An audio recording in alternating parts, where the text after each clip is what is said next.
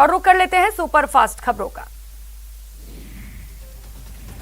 जयपुर के कानोता से बड़ी खबर, तालाब में डूबे 3 बच्चों की मौत, एक बच्चे को अस्पताल किया गया रेफर।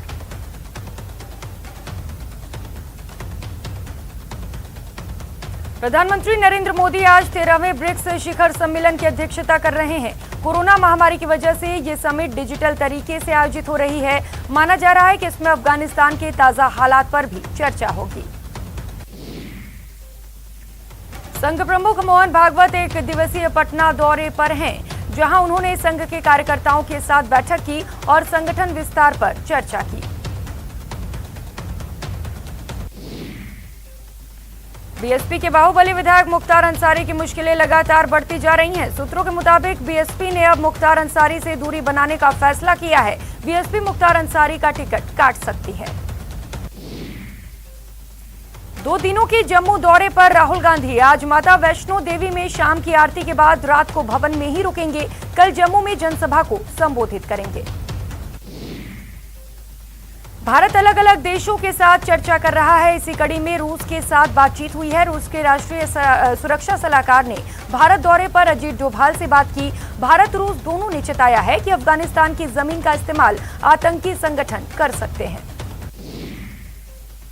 राजस्थान में पाकिस्तान से सटी सीमा पर विशेष एयर स्ट्रिप की शुरुआत की गई। यहां पर वायुसेना के जगुआर और सुखोई लड़ाकू विमानों ने इमरजेंसी लैंडिंग की और अपना दम दिखाया।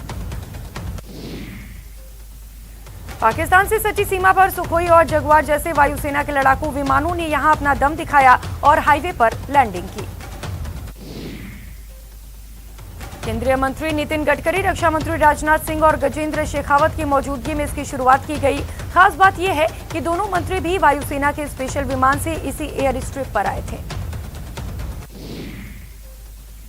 राजनाथ सिंह ने कहा कि एयर स्ट्रिप के साथ साथ 3 हेलीपैड भी तैयार हुए हैं। ऐसे में सिर्फ युद्ध ही नहीं बल्कि प्राकृतिक आपदा या किसी अन्य आपदा के वक्त भी ये काफी काम आएंगे।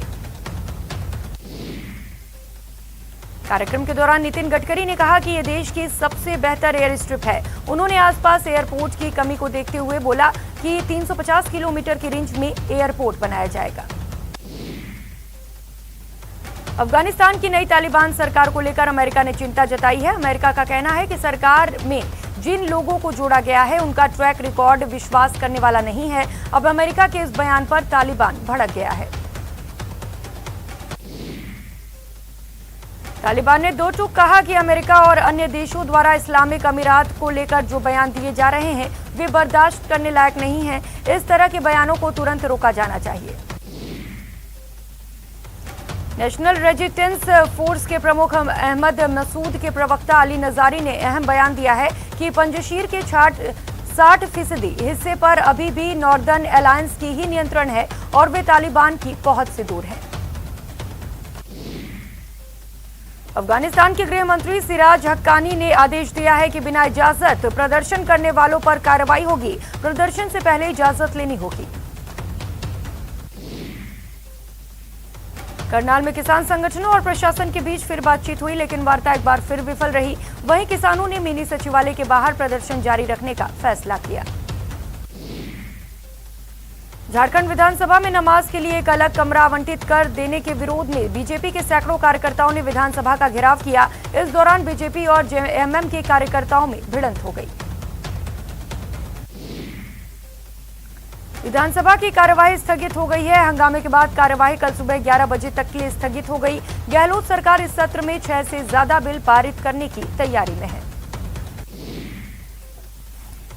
बीजेपी विधायक दल की बैठक विधानसभा की नापक्ष लॉबी में हुई, मगर वसुंधरा राजे के सबसे विश्वस्त माने जाने वाले कैलाश मेघवाल बैठक में नहीं शामिल हुए।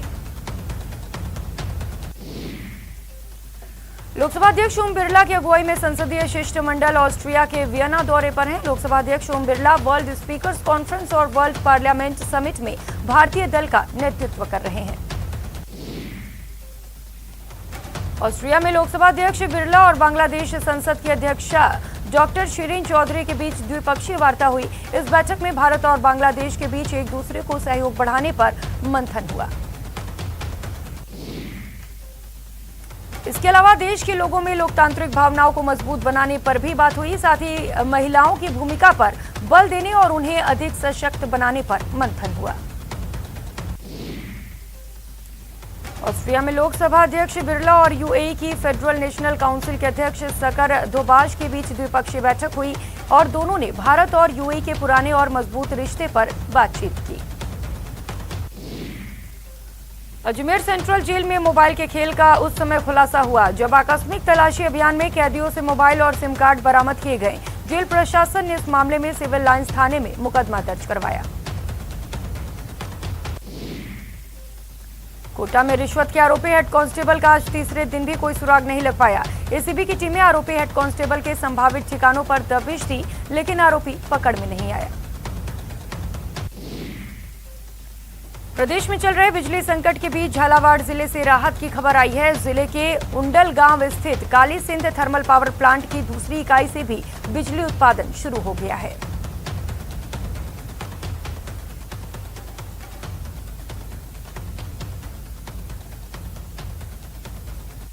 और इस समय ब्रिक्स शिखर सम्मेलन में प्रधानमंत्री नरेंद्र मोदी अध्यक्षता कर रहे हैं। चलिए आपको सीधे लेकर चलते हैं।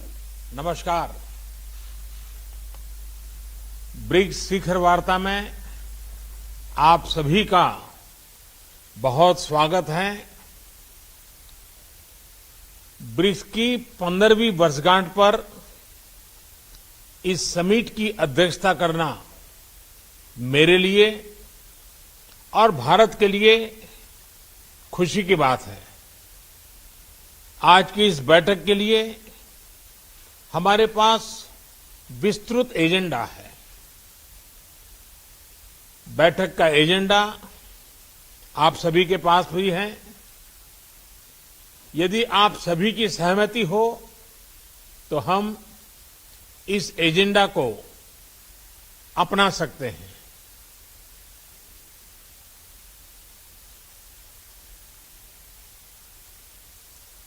एजेंडा को स्वीकार किया जाता है। एक्सेलेंसीज, एजेंडा के पारित होने के बाद हम सभी संक्षिप्त में अपने opening remarks deliver my opening remarks, and then I will invite each one of you excellencies for your opening remarks. Excellencies, India has received full cooperation from all. आप सभी महानुभावों को आमंत्रित करूंगा। एक्सेलेंसीज, भारत की अध्यक्षता के दौरान हमें सभी ब्रिक्स पार्टनर्स में और सभी से भरपूर सहयोग मिला है और इसके लिए मैं आप सभी का बहुत बहुत आभारी हूं। पिछले 1.5 दशक में ब्रिक्स ने कई उपलब्धियां हासिल की हैं। आज हम विश्व की उभरती अर्थव्यवस्थाओं के लिए एक प्रभावकारी आवाज है। विकासशील देशों की प्राथमिकताओं पर ध्यान केंद्रित करने के लिए भी यह मंच उपयोगी हो रहा है। ब्रिक्स ने new development bank, contingency reserve arrangement और एनर्जी रिसर्च कोऑपरेशन प्लेटफॉर्म जैसी मजबूत संस्थाओं का सृजन किया है। निसंदेह गर्व करने के लिए हमारे पास बहुत कुछ है, मगर यह भी महत्वपूर्ण है कि हम आत्मसंतुष्ट न हो और हमें यह सुनिश्चित करना है कि ब्रिक्स अगले 15 वर्षों में और परिणामदायी हो। भारत ने अपनी अध्यक्षता के लिए जो थीम चुना है वह यही प्राथमिकता दर्शाता है। BRICS at 15, intra BRICS cooperation for continuity, consolidation and consensus, ये 4 सी एक प्रकार से हमारी ब्रिक्स भागीदारी के मूल सिद्धांत हैं। इस वर्ष कोविड की व्यवस्थाओं के बावजूद 150 से अधिक ब्रिक्स बैठकें और कार्यक्रम आयोजित किए गए, जिनमें से 20 से अधिक मंत्री स्तर पर थे। परंपरागत क्षेत्रों में सहयोग बढ़ाने के साथ हमने ब्रिक्स एजेंडा का विस्तार करने का भी प्रयत्न किया। इस संदर्भ में इस साल ब्रिक्स ने कई फर्स्ट हासिल किए, यानी कई चीजें पहली बार हुई। हाल ही में पहले ब्रिक्स डिजिटल हेल्थ सम्मेलन का आयोजन हुआ। टेक्नोलॉजी की मदद से हेल्थ एक्सेस बढ़ाने के लिए यह एक इनोवेटिव कदम है। नवंबर में हमारे जल संसाधन मंत्री ब्रिक्स फॉर्मेट में पहली बार मिलेंगे। यह भी पहली बार हुआ कि ब्रिक्स ने मल्टीलेटरल सिस्टम की मजबूती और सुधार, इस पर एक साझा पोजीशन ली। हमने BRICS counter terrorism action plan भी एडॉप्ट किया है। हमारी अंतरिक्ष एजेंसियों के बीच रिमोट सेंसिंग सैटेलाइट कॉन्स्टेलेशन समझौते से सहयोग का एक नया अध्याय शुरू हो रहा है। हमारे कस्टम्स विभागों के बीच सहयोग से इंट्रा ब्रिक्स व्यापार आसान होगा। एक वर्चुअल नेटवर्क के रूप में ब्रिक्स वैक्सीनेशन अनुसंधान और विकास केंद्र शुरू करने पर भी सहमति बनी है। BRICS alliance on green tourism एक और नई पहल है। एक्सेलेंसी, इन सभी नए इनिशिएटिव्स ने न सिर्फ हमारे नागरिकों को लाभ मिलेगा, हमारा ब्रिक्स संगठन भी आने वाले समय में प्रासंगिक रहेगा। मुझे विश्वास है कि आज की बैठक ब्रिक्स को भविष्य में और उपयोगी बनाने के लिए उपयुक्त दिशा देगी। हम महत्वपूर्ण वैश्विक तथा क्षेत्रीय मुद्दों पर भी चर्चा करेंगे। अब मैं आप सबसे अपने ओपनिंग रिमार्क्स साझा करने का अनुरोध करता हूं। सबसे पहले मैं राष्ट्रपति श्री को आमंत्रित करता हूं।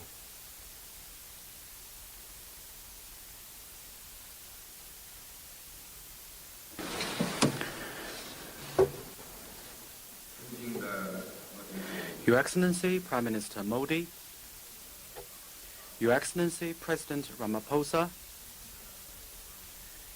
Your Excellency President Bolsonaro, Your Excellency President Putin, it's my great pleasure to meet you in virtual format and discuss BRICS cooperation. Prime Minister Modi, I want to thank you and the Indian government for the thoughtful arrangements. This year marks the 15th anniversary of BRICS cooperation. Over the past 15 years, our 5 countries have enhanced strategic communication and political trust in the spirit of openness, inclusiveness, and equality, respected each other's social system and development path, and explored a sound way for countries to interact with each other. Our 5 countries have sought synergy between our development policies and drawn on our complementarities. We have made solid progress in various areas of cooperation in the spirit of pragmatism, innovation, and win-win cooperation, and we have forged ahead on our common journey of development. Our 5 countries have supported multilateralism and taken part in global governance in the spirit of equity, justice, and mutual assistance, and we have become an important force on the international stage to be reckoned with. Since the beginning of this year, our 5 countries, overcoming the impact of COVID, have maintained the momentum of BRICS cooperation and secured new progress in many areas. What has happened shows that as long as we pool our mind and our effort, then we can make smooth, solid and sustained progress in BRICS cooperation, come what may. I look forward to in-depth exchanges with you, my colleagues, and jointly set the direction for the future of BRICS. Next year, China will take over as the chairman of BRICS, and we will host the 14th BRICS Summit. We look forward to working with our BRICS partners to deepen all areas of our cooperation and build a closer and more results-oriented partnership to meet our common challenges and create a better future. Thank you. राष्ट्रपति श्री, अब मैं राष्ट्रपति Ramaphosa को opening remarks के लिए आमंत्रित करता हूं।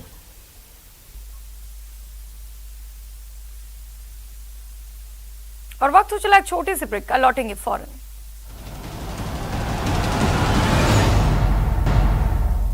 ब्रेक के बाद आप सभी का स्वागत है। खबरों में आगे बढ़ेंगे। कोरोना की तीसरी लहर की आशंका को देखते हुए राजसमंद जिले के मियाला पंचायत में भरने वाला लोक देवता बाबा रामदेव का मेला स्थगित कर दिया गया। पति की लंबी उम्र और खुशहाली के लिए किए जाने वाला हरतालिका तीज पर्व आज बांसवाड़ा में धूमधाम तरीके से मनाया जा रहा है। रंग बिरंगे परिधान में सजी धजी महिलाएं सुबह से ही शिव मंदिरों में पहुंच रही हैं।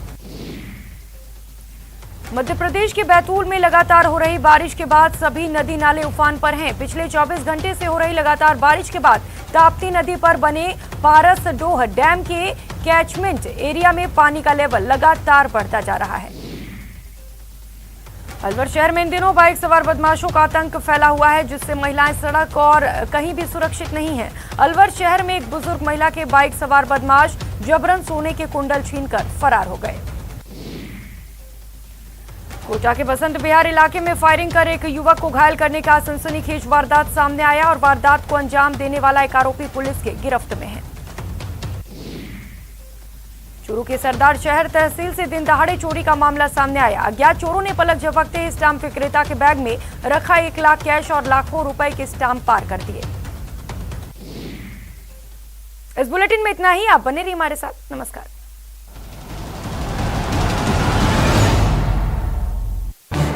इस न्यूज हेडलाइंस के प्रायोजक